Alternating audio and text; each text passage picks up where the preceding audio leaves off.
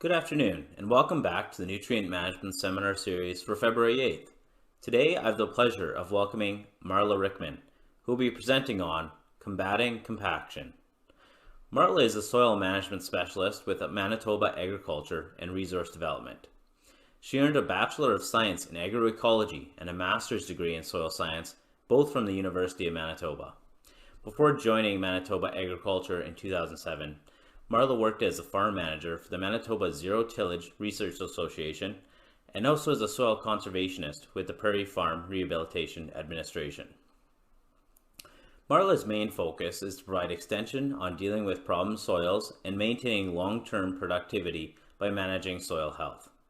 Marla's passion for soil has even crept into her personal life. She is known to create jewelry with soil in her spare time. That's dedication. Marla, thank you very much for presenting today. Really looking forward to your presentation. All right, so my name is Marla Riekman, and I am going to be speaking today on combating compaction. So things that you can think about in terms of decreasing the potential for compaction, but then are there things that we can actually do to fix it after it's occurred? So first of all, I'd like to thank the organizers and Brad for inviting me to be a part of the conference this year. And I'm looking forward to having some conversation later on and answering some questions and just chatting with people about compaction issues. So the first thing we need to think about if we're going to talk about compaction is what even causes it in the first place. So the way compaction occurs is that soil particles are squeezed together, and that means that the air pockets of a soil are basically compressed. So small pore spaces are usually left alone, but it's the large air spaces or pores that end up being compacted on each other. And so it's harder for water to flow through those soils easily through those larger spaces. It's harder for air to be present and moving through those soils as well. Now we know that plow pans have occurred from many years of tillage from the same depth. And essentially what happens is with that depth of tillage, there's the smearing or compression of the soil below that depth of tillage, and you get that 1 to 2 inch thick pan that's left behind. But we also need to think about some of the other things that also contribute to soil compaction beyond that concept of creation of the plow pan. So one of the first things that we think about is wheel traffic, and this can be very obvious in fields at certain periods of the year where you can see the effect of wheel traffic compaction on crop growth. Wheel traffic compaction is usually responsible for shallow compaction. So we're talking about things that affect the topsoil, maybe the top 6 to 8 inches, because the pressure of that wheel or track, tire, whatever it is applied on that topsoil. And so that is the relationship then between the track or the tire and the wheel traffic compaction that you end up seeing. When we talk about tire pressure, generally ground pressure or what's being exerted on the soil is about 1 to 2 psi higher than the tire pressure. So we do want to think about making sure that we're running our tires at proper inflation for field activities when we're going out on the field, because proper tire inflation for road speed can be 2 to 3 times higher than that for field speed. So it's very important to consider proper tire inflation when we're talking about soil compaction and wheel tracks.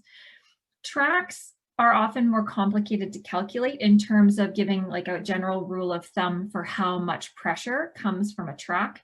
Tracks have bogie wheels, each one has its own little pressure, but the longer the track becomes, essentially each bogie wheel becomes its own axle, and so it can change some of those pressure points as well. We do know that wheel track compaction is very extensive, potentially for impacting root movement through the soil. So this is not new information. This slide and imagery comes from 1962, looking at corn root growth under wheel tracks. And we can see here that, you've got quite a bit of root that develops down between the wheel tracks, but where the track exists, there's very little root movement, and that's because the roots need some of those larger pore spaces to move through and grow into, and where it's been compacted and those root spaces or pore spaces don't exist, it's very difficult for the roots to grow into them, so instead they grow out and around them. Now, I mentioned that we can see this type of impact in a field, and this is where we would see these, light green or poor growth areas across a field, and you can see pretty much every track that has come, whether it was from harvest, whether it was from seeding prior. You can see tracks in multiple directions across this field. And this is the type of thing that can show a big impact when you do look at some of these aerial images and see where those tracks have occurred over many, many years. And in terms of the tire footprint, when we're talking about tires and we talk about proper inflation, we do want to think about making sure that we're getting enough of the tread of the tire actually making contact so that the tire, when it's moving across a field, is getting the proper grip and we don't have the same amount of slippage and such. But what we're looking for is a tread that's actually spread out. The more the tire spreads out widthwise as well as lengthwise, the more area there is for that pressure to be exerted upon across the field. So when we're looking at that proper inflation, we don't see the treads push into this kind of sand that this is driven through as an experiment, just to show, we're getting maybe 2 inches of tread kind of pushing into the soil, where when the tire is overinflated, it's more rounded. The tread doesn't spread out quite as wide. And then because of that rounding, there's more of that pressure pushing down. And herein is a comparison when this tire was overinflated, same tire, but now that tread is actually driving into the ground deeper because it's not making that same contact with the ground across a wider area. Now, there's always a debate about tracks versus tires in terms of which one is better for general compaction or alleviating or decreasing the impact of compaction. And the thing with comparing tracks and tires, you need to also be considering the inflation rate of the tires in order to compare to the tracks. So if we're thinking about properly inflated duals, this red line, this is where we actually have very low compaction. The lower you are on this slide, the better off you are.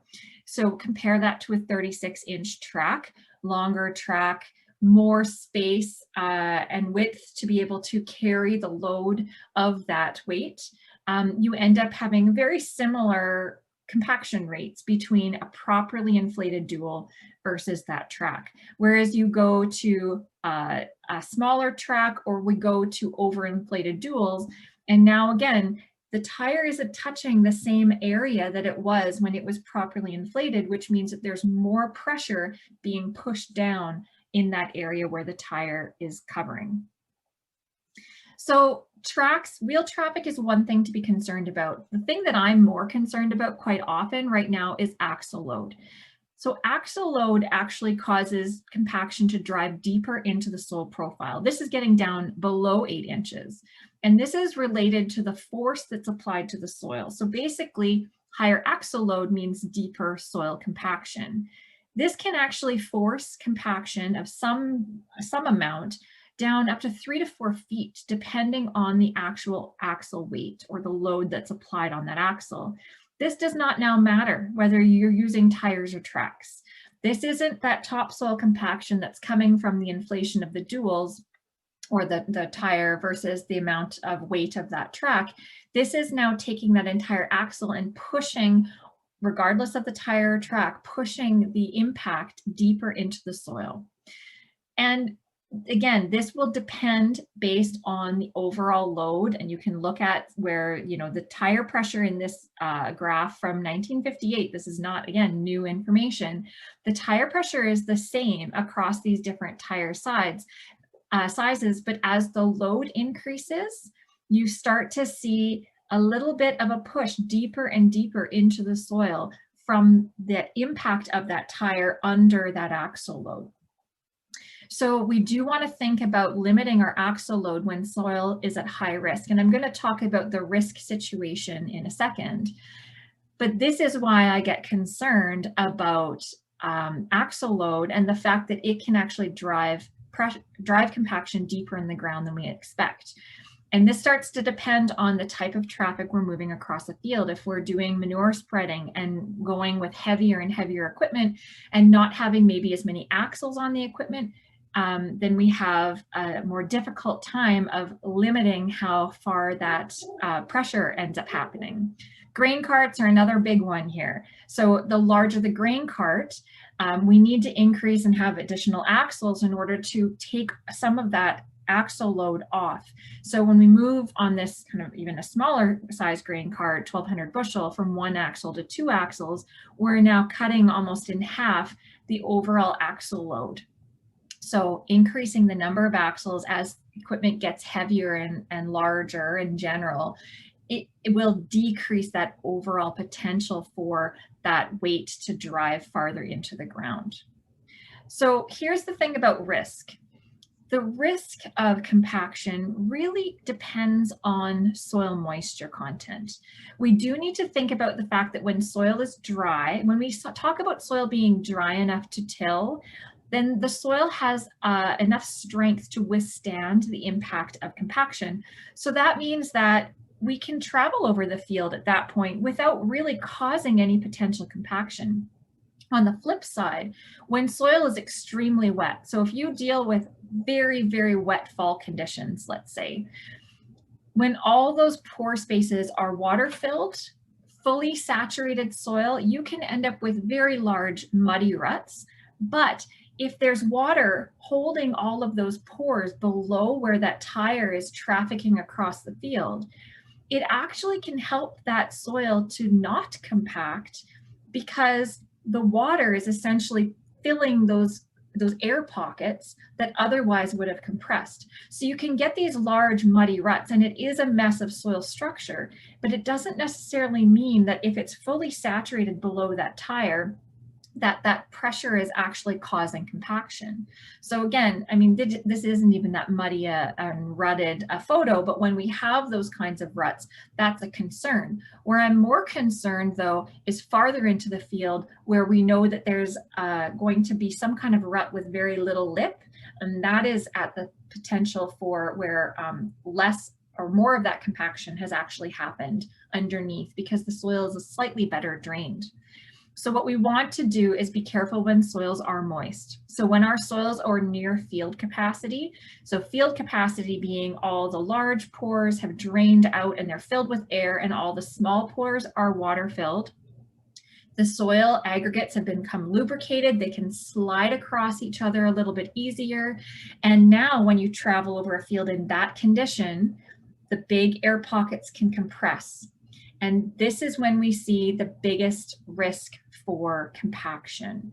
And this isn't new information either. And if you want to see this in terms of what it looks like on a graph, this is looking at density. So bulk density higher on this graph means the soil is more compressed, and it's comparing it across water volumes. So as the water volume increases in this case, the compaction starts to increase.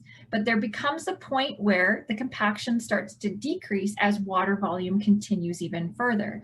So the highest point of compaction is actually at a point where the water content is near field capacity. And this is something we really need to think a bit more about. The problem is that we're often traveling across a field when we are near field capacity. And this is now when we're causing the potential biggest damage on the soil.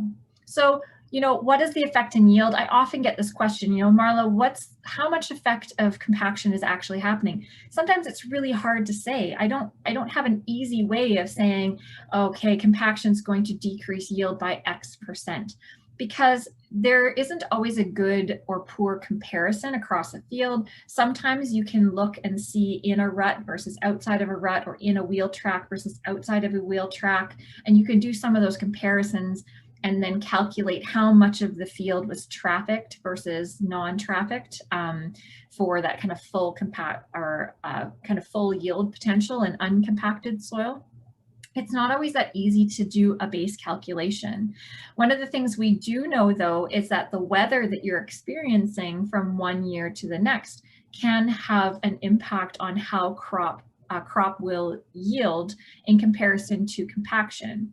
So when you are dealing with a wetter season, this is the solid line, as compaction increases, we can have a reduction in grain yield, because one of the impacts now is that water can't move through that soil as well. So the soil may stay waterlogged for longer. Whereas if we're in a dry season or on sandy soils, a little bit of compaction can actually increase yield, because it's actually causing more water holding capacity in kind of a fake way. It's not related to the soil texture now, but the fact that we've compressed the soil and now it doesn't have the ability for water to flow through as fast. And that can actually improve yield to some degree. But one of the things that we do recognize is crop growth is restricted. This is something we get very concerned about when we see those crop roots growing on a plain. People always ask, how do you test for soil compaction? What's the best thing? Do I need a penetrometer? My number one tool is a shovel. Go out and dig and observe, feel. You can feel those compacted areas, but also go look at the roots, dig up a few plants and look to see what the roots are doing. If roots are growing on a flat plane, that's not natural. Roots should be exploring throughout the ground. And so you can find these compacted areas when you see root growth like this corn plant, where it's kind of growing across and it's hit that plow layer and it's not growing through it very easily. Another thing that you can sometimes see, especially in headlands, is nutrient deficiencies like phosphorus deficiency in this case. And when we see that type of deficiency, it's not that there isn't enough phosphorus in the soil to feed this crop. The crop roots are restricted, and therefore they're not able to explore the soil and find the phosphorus as well. And so nutrients that move by diffusion, things that require the crop roots to kind of move around, a lot of times nutrient deficiencies don't always indicate that the soil is deficient, but that the plant is deficient in its ability to find those nutrients. So how are you going to manage your soil compaction? First thing I want you to do is think about what you can do to prevent it from happening in the first place, because yes, we can talk about fixing it after the fact, but that can get a little tricky. So we do need to think a little bit about reducing the impact that we have on the soil where we can. So reduce tillage, using duals or large diameter tracks or tires or tracks, basically spreading the impact or the load out over a larger area means less actual pressure, because the base of that tire that's touching or connected to the soil, or the base of that track, the longer it ends up being, the easier it can carry or have less impact on the soil below. Check and maintain your tire pressure. So if you're using tires, make sure that you're running them at their proper inflations for field activities.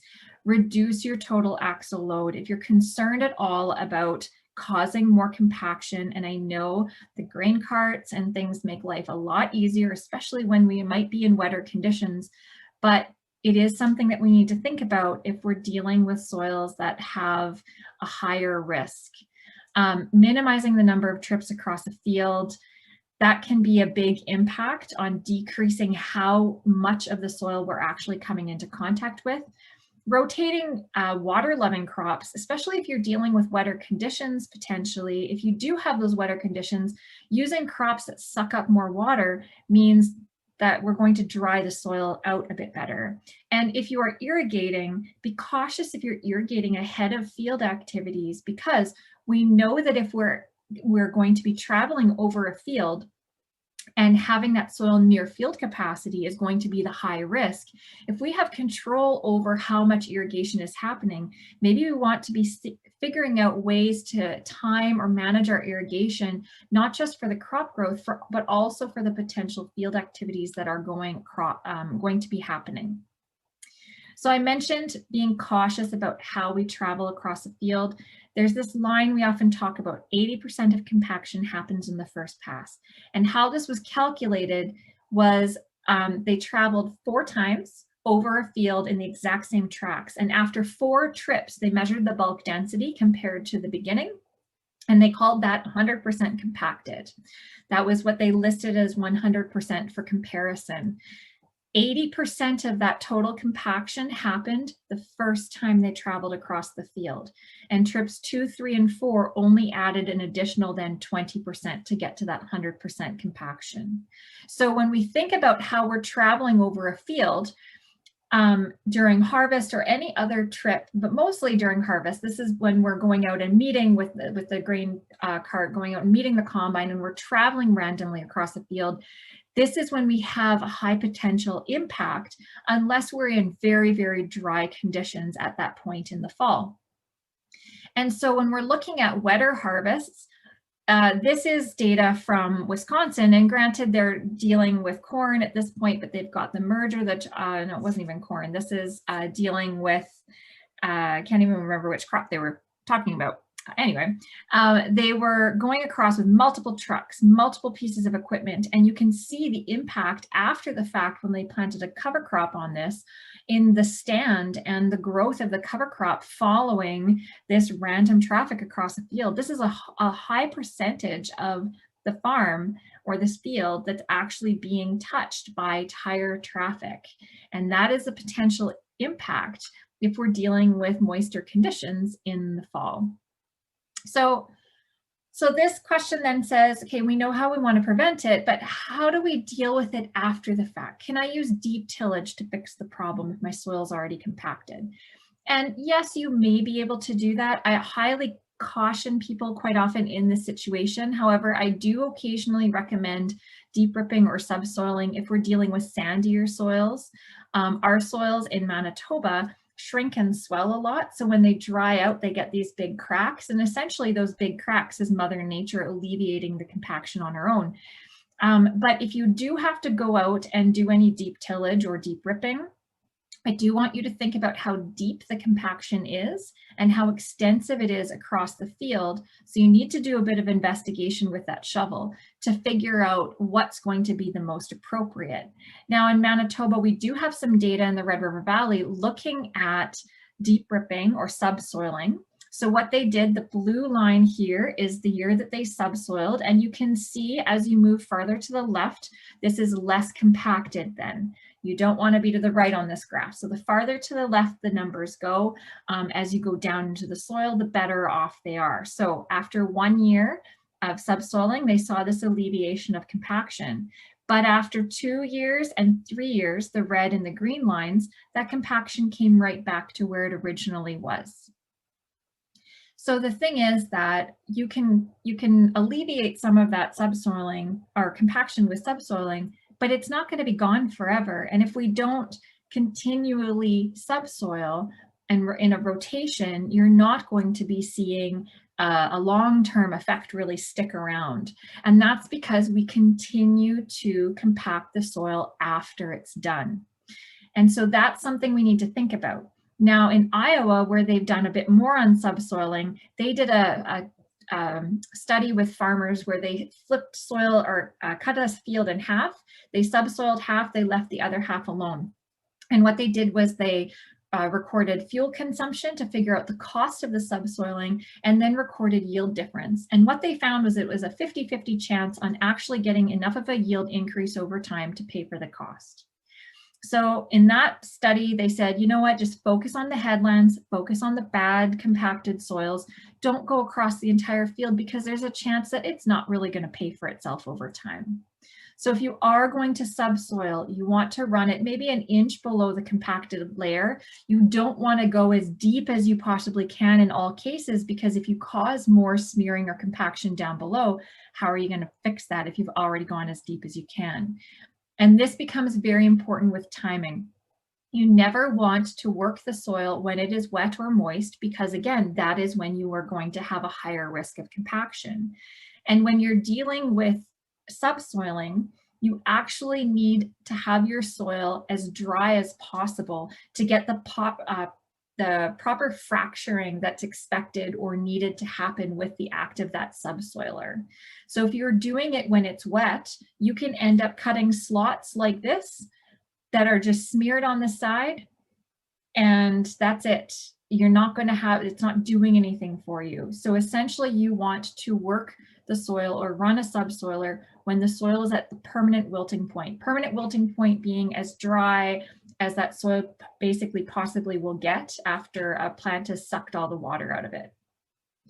And if you are lucky enough to be able to do this properly, you do want to think about whether you drive on that ripped soil again. You might want to adopt a controlled traffic practice afterwards, and that can help to decrease that overall impact of re-causing the subsoiling. You really have to make sure that you're not necessarily running your sprayer down those subsoil tracks, because you can sink into them pretty easily too, which can also be a problem.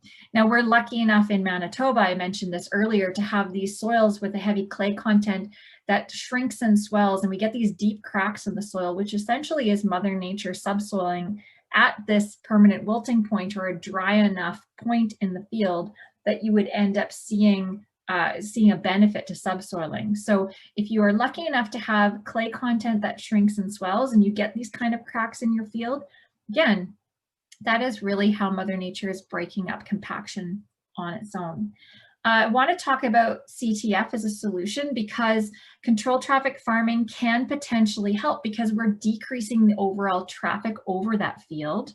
It's important that, you know, in Manitoba, we don't have a lot of this happening, but we do have Adam Gurr, who has moved into doing some CTF on his farm and did some testing looking at how long it takes for 1 inch of rain to infiltrate on the field, either where he traffics the field or where he doesn't traffic the field. Sorry, I circled that the wrong way, where he traffics and where he doesn't. So this was, interestingly enough, taken after he got a 5-inch rain, and he could still soak up on the soil, soak up an inch of water in 18.5 seconds. But on the trafficked areas, it's not soaking up water because it's basically compacted like a roadway. And that actually works to his benefit, because when it is wet too, that compacted roadbed helps to carry the equipment a little bit better, so he's not causing such muddy ruts. And we see this impact in bulk density, that the soil is much mellower where it's no longer being trafficked on versus where it actually gets traffic in his intermediate or his main tram lines. So I want to touch briefly on cover crops. Can that help? Maybe.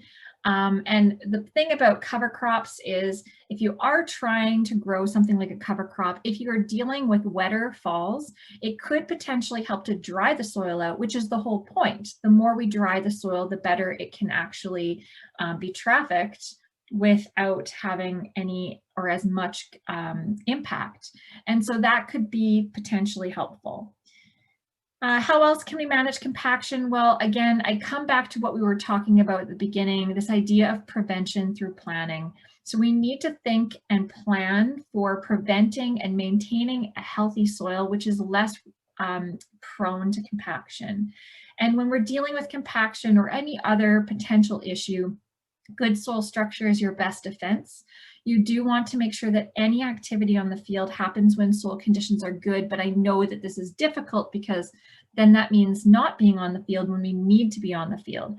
So when we are thinking about working in less than ideal conditions, we do want to consider decreasing axle load and make sure that our tractors are performing optimally. We want to work at building soil organic matter, because it essentially allows the soil to act more as a sponge and be able to hold its structure, especially in wetter conditions, for a longer period of time. And this can be beneficial for us for long-term management of soil health. And we also want to be aware of the long-term effects of soil compaction. This is not something that can fix itself very easily. Those wetting and drying cracks does help to break up soil compaction. We hear that freeze thaw is going to fix it as well, but freeze thaw only really affects the top few inches of the soil, because you need multiple freeze thaw effects for that soil compaction to really break up. And if we do freeze hard to a deeper depth, it's usually just one hard frost and then it thaws out in the spring. And you really only get that freeze thaw effect, freezing and thawing happening near the surface in kind of the earlier fall into freeze up into winter, and then as things freeze and thaw in the spring.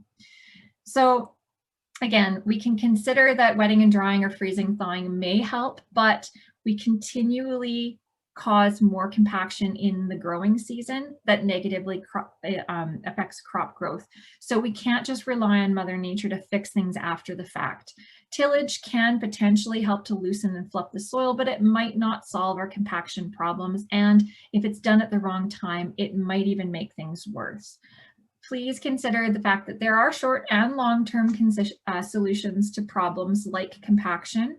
And we do, again, need to think about managing tire pressure, reducing axle load, limiting the number of trips across a field, decreasing tillage, all of these things to minimize compaction happening in the first place. And I always end a compaction talk with this statement that we need to think about being more deliberate about how we travel on the field during field operations, particularly if we're dealing with wetter harvest or traveling across a field following irrigation where we know that we are going to be at those higher moisture content, closer to field capacity at a higher risk. So this might be very evident when soil is wet and saturated and we're causing big ruts, but it's just as important when the soil is moist, even more important at times, because that's when we're causing potentially the most compaction across the field. And I thank you for your attention, and I look forward to any comments and discussion points following this presentation.